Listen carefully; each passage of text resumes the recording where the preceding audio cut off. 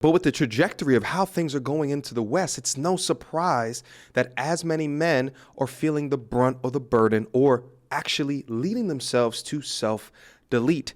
50% of marriages lead in divorce. 70% of those marriages or divorces are initiated by women.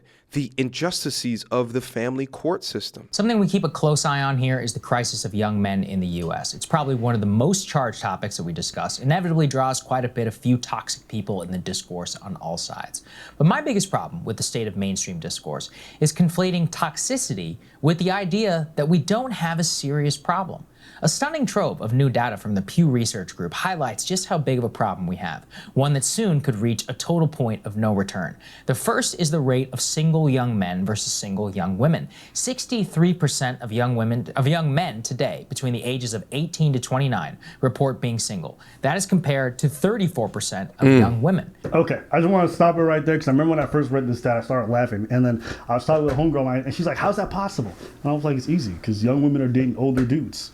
You know, despite all this talk about like, oh my God, it's so disgusting when older men go after young women. Did you not know that younger women actually like going after older men? When I originally saw the stat, that's the same thing that I thought. And then I also thought that it might also be contributed to women dating other women. And it's not even crazy. It's not even a weird thing. It makes perfect sense why. The reason why younger women go after older men is for comfort, security. That's it. You know, we talk about how crazy everything is economically speaking. Rent's increasing, everything's more pricey, yet people still want to live a good quality of life. And guess what? Your average 22-year-old in college is not going to be able to give it to you. Yeah, he might have more in common with you to some degree, but the 32-year-old who got his own home, who's paying off his mortgage, got a full-time job, can take you on trips a couple times a year, and is much more comfortable in his being because he's had more experience, is going to be way more attractive than a 22-year-old who's just trying to figure it out. Yeah. I can tell you this, dating at 32 is the easiest thing ever in my life now. Dating at 22 was a fucking struggle. Do you know how hard it is to try to invite a girl back to your mom's place? Yeah. Or your rundown little apartment when I had one? Not the easiest. Not the easiest. I sure as hell wasn't confident. What did I have to be confident about? Got very little money, got only a half decent job, and I'm still figuring out who the fuck I am. So of course these women are gonna go for older men. So that's why I always laugh and be like, ew, so disgusting. Why would these older guys ever want to be with these younger women? Because these younger women are aggressively going after these older guys. And as a man, when you're being desired by a woman, it's actually pretty appealing. What Abba is talking about right here is essentially one of the main cornerstones or the foundations of the content sprinkled all throughout this sector. The idea that we are telling men to stop worrying about women in your 20s, build yourself up as much as what you possibly can, because when you get into your 30s, when you're more established, your financial foundation, your masculinity, and also when understanding yourself as a man, you're a better position to grab yourself up a pretty young thing. It seems to be an exceptionally new phenomenon to have women shame other women for dating older men, when we just know that was a thing in high school and shit like that. When this has always been a thing since the beginning of time. I mean, even think about within your own childhoods, within high school, it was very normal for younger graded women to be dating upperclassmen. I mean, even think about from a college perspective, when the new class comes in, what do they call the freshman girls? Fresh meat. But gents, listen to me when I say this. This doesn't just mean that you can't have fun within your 20s or that you can't date well within your 20s, because my 20s seem to be a lot different than Abba's, because in my 20s, I mean, I got a job right out of college, a really good job at a very large bank. So I had a good salary. I lived on my own, and I had been reading books and really in tune with myself to understand myself as a man within my masculinity, as well as my purpose off in life. So because I had these things, I met a lot of the bare minimum requirements that a lot of average young men today simply do not have. So stay on your ish, gentlemen, and keep on increasing, but do not do it for women. Do it for yourself. Women will be a byproduct of your success. It feels good.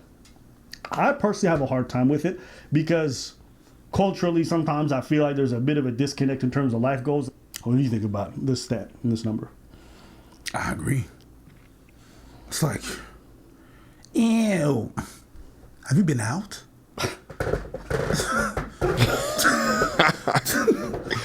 Yeah, it's out natural. Of your house? Right.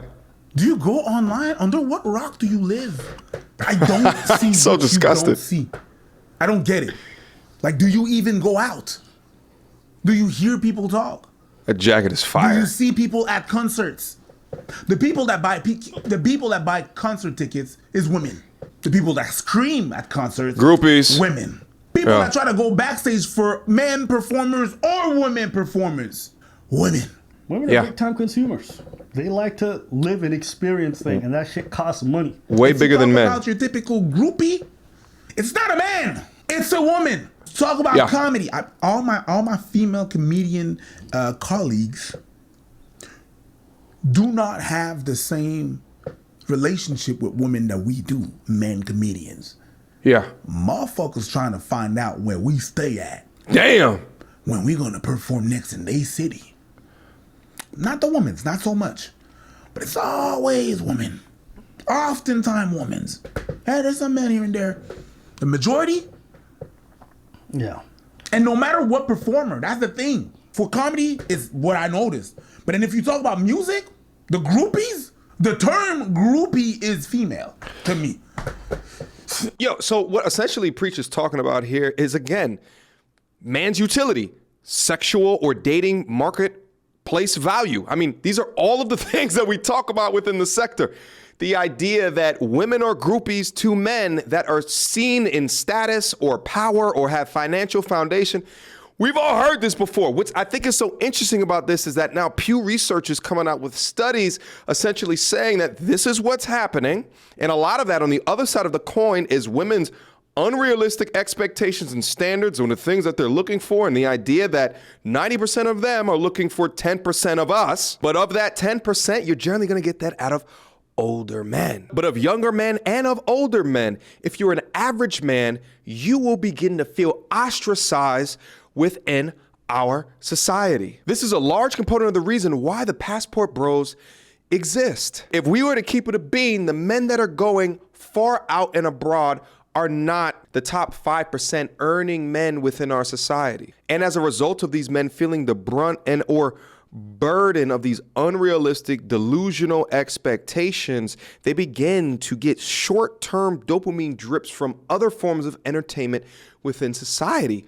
Video games, pornography, and drugs. And these escapisms continue the downward spiral of men and masculinity today. For the average modern man today, it's becoming an extremely tough sell and a deep rationalization to choose to go on a date when you are of your least value versus joining a Call of Duty LAN party between you and your mates on a Friday night. This is why the content in this side of the internet is so important, because we're teaching men the importance of increasing their utility while also holding women accountable for their standards, which are completely out of bounds, to the point of driving such discrepancies within our modern day dating culture today. Let's proceed. Most of the time. Most of the time it is, or very feminine. Yeah. I'll say this. I think this has like a much larger effect because one of the other stats in the Pew Research said something like, I think it's like 52% are not even interested in trying or care to try. And when you look at some of the reasons why, they feel like it's too expensive, they feel like they're not good matches, they feel like society's not good for them, whatever. When you look at the MGTOW movement, I remember when I was talking about this maybe 7 years ago, everyone thought it was a fucking meme. And come to today, now it's becoming more and more, where in fact for young men, it's the majority. Majority of them. Not that they subscribe to MGTOW or going their way, but like they've just checked out of dating. Checked out, it's yeah. happening more and more. Men have checked out of college, men have checked out of dating, and what ends up happening is right now it doesn't seem like such a big problem, but there are only so many older men, and a lot of these older men are married to women their own age. Yep. And so for the younger women who want to get with these guys, they're not always going to be available. Right. So you're going to have a sexless generation at some point, or a large chunk of it being without companionship. It's not going to be a sexless generation. No. In Western culture, they would never have that. It's going to begin to become a marriageless generation, if not a generation sort of like Japan, where they have a declining birth rate. Japan's Prime Minister has warned his country must take urgent steps to address its declining birth rate. Speaking at the opening session of Parliament, Fumio Kishida said Japan is on the cusp of its ability to maintain its functions amid its biggest ever decline in population. The country saw its lowest ever birth rate in 2021, compounded by a rapidly ageing population, with more than a quarter of residents aged over 65. Mr. Kashida has announced the formation of a new government agency to address age-related issues and pledged to double the funding for child-related policies this year. It's a scary thing for any nation when your death rate is outpacing your birth rate. And I got some birth rate stats here from 1960 to 2020. And you'll see back in 1960, when birth control was released in the United States, births per woman went down dramatically. But look what's happening after 2010 is that we are slowly beginning to become that blue line, which is Japan, unless some things change. Without any kind of intimate relationship. And I'm sorry, but anybody who's been able to benefit from the upsides of being in a relationship, the proximity to being someone, to being touched by someone you love, to have people you can actually share that stuff with every day in a close relationship, you understand its benefits tremendously. Yeah. If you go through life, your entire life without it, you're missing out on one of the biggest parts of the human experience. Yeah. I don't care what nobody fucking says. He's right. About, oh my God, being single is so much less stress. Yeah, it's also less happiness. It can be, though. I'm not talking about staying some kind of fucking shitty abuse. I'm not talking about those garbage relationships. Preach, you could speak to this. Because Preach is married. The idea of being single in comparison to where you at. I don't look too promising. Huh? This world is not made to be single. The world, the way it's made, is not. If you live in a big city, or even a city at all, Go for it. Everything is going to be like everything. All the price of everything is much more expensive. So 2 income is better than 1. I was never good at math, but this math I understand. 2 income is better than 1. At the end of the day, it is what it is. And with the chores and everything that you have to do around the house or stuff like that, it's better to be 2. It's better to be 2. It takes 2 to tango. And yeah. The everything is constructed the way the banks are working. If you want to adopt a child, alone is going to be a big mess. It's going to be rough, tiring, exhausting.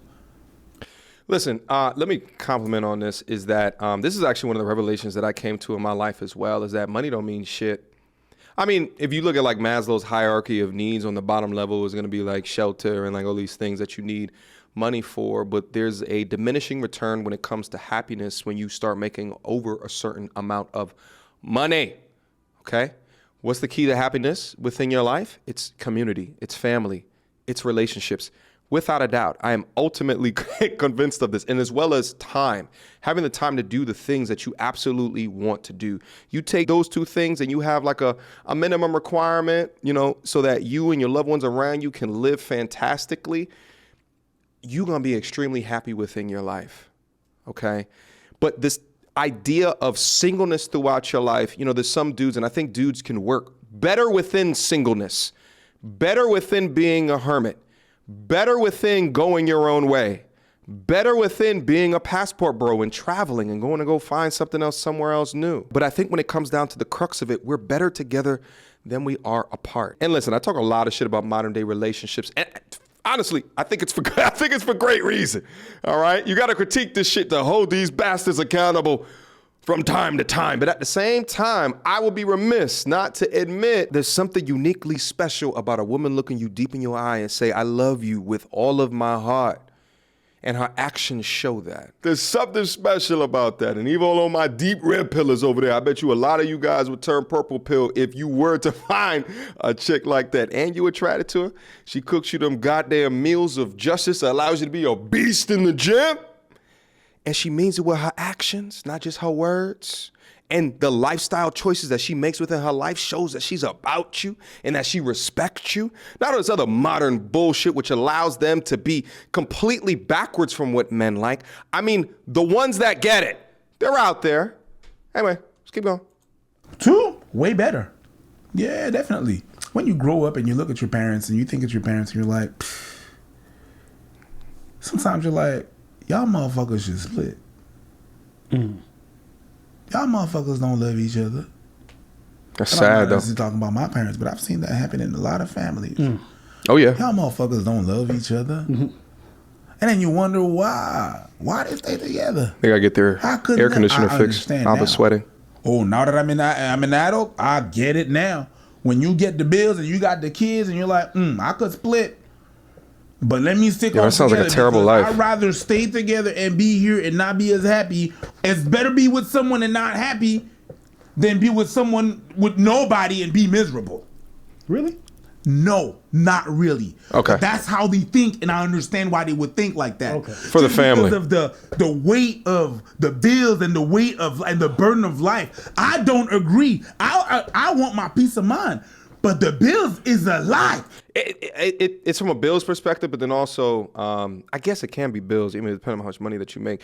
But I also think of it from a two-parent household nuclear family perspective. Yes, you're going to make sacrifices to ensure your legacy, right? To ensure that they're raised in a two-parent household, to ensure that the parents get along enough to show a positive reflection of what two people together or togetherness should be about. Listen, I think it's bad to have this conversation and always think, well, it's better than having a bad relationship. Sure, but it's not better than having a good relationship. Let's say You know what I mean? Like, we shouldn't always argue by the worst standard possible. And I think that's what a lot of people do in this because they've had some bad relationships. And maybe there's things about yourself that you need to fix. Maybe your selection process is trash.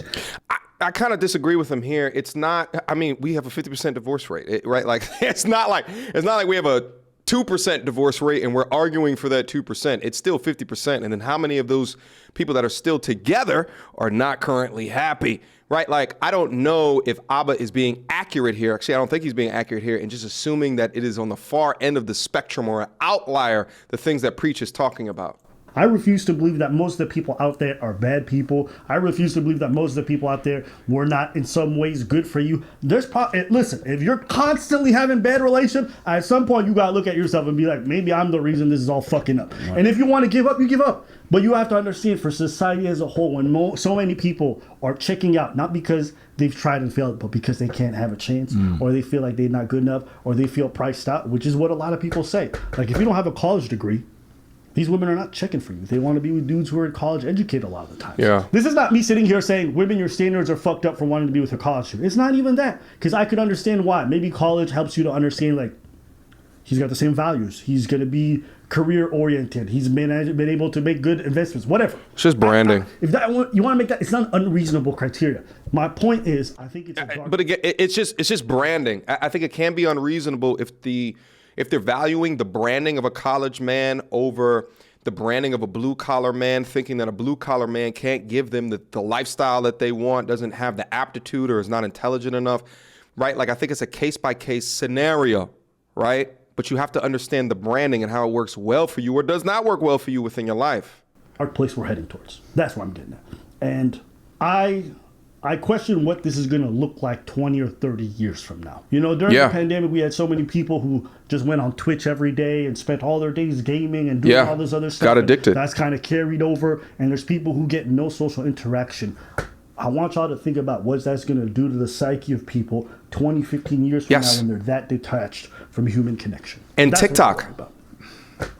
And TikTok, the idea that people can't just sit down and watch. I'll be honest, even for me, it's hard for me to sit down and watch movies nowadays. I fall asleep. I don't know if it's because I'm getting older. That could possibly be it. But I think it's also from the short form content that we've been looking at, right? Like, and we're just used to dopamine, hit. And if you're in a relationship and you're not getting that dopamine, hit, y'all gonna go separate ways. There's a big ass company that's gonna take advantage of that, and that's gonna create some AI, and the loop is gonna be deadly. Yeah, he's right. It's gonna be some wild times up ahead. But I just wanted to talk about sex this. robots. What's up? Just because I think when you see depression, when you see self-deletions rising specifically in males more than any other group possible. Yeah. Right? Men are self-deleting at insane rates. Yeah. This is a big portion why. Mm-hmm. Whether we like to believe or not, some people might find it sad. Having a family, having a partner, it's important. Those are actually very valid reasons to live on life. Mm-hmm. I said this before, but the reason that you live life, in my opinion, is for other people. Which sounds f***ed up to say, but without other people, I think life is pointless. Without that's a better way to say it. Without my loved ones, without the people close to me, I have literally no reason to be on this planet. None. Nothing on this planet is fun or worth it enough, the suffering that's involved, if I don't have the people around me that actually bring me joy, that make every day waking up much more easy and enjoyable. Without them, this is all pointless. To what? Make money? To do what? Like there's no amount of financial experiences that are going to matter if I don't have people to share it with, right? If I don't have loved ones I can really experience that with. And as great as friends are, friends go on with their lives, generally speaking. So when I look at people and they say, well, relationships, they actually are. Now, women, to their credit, seem to be much better at adapting to the single life than men. There's a difference. Men suffer from it more. Women suffer, but not nearly as much as men. No, they're suffering, but they suffer older.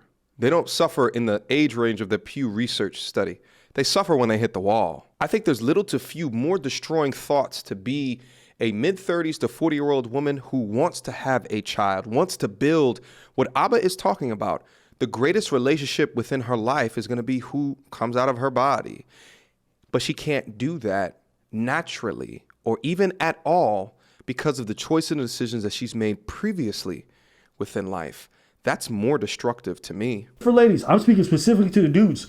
The way the economic situation is shaped, it's no surprise that women want to go for older men. Like, women are also struggling to some degree financially. So they're like, yo, why would I stay at another dude who makes 30 to 40K just like me when I got a guy who's older, more established, got a better place, better car, and better looking? This is not condemning ladies or condemning men. It's just like, this is fucked up. And I felt this was coming a long time ago. And now that it's here and it seems going to get worse, I wonder where it's all going to go. I feel like it's going to get worse before it gets better. I agree 150%. All right, dope video from Abba and Preach, and I thought I'd give my 2 cents. Actually, I'm going to watch Abba Preach video in totality in a little while now, but I'm super happy to see that these brothers are still kicking. I think that their opinion is valid within this world here today.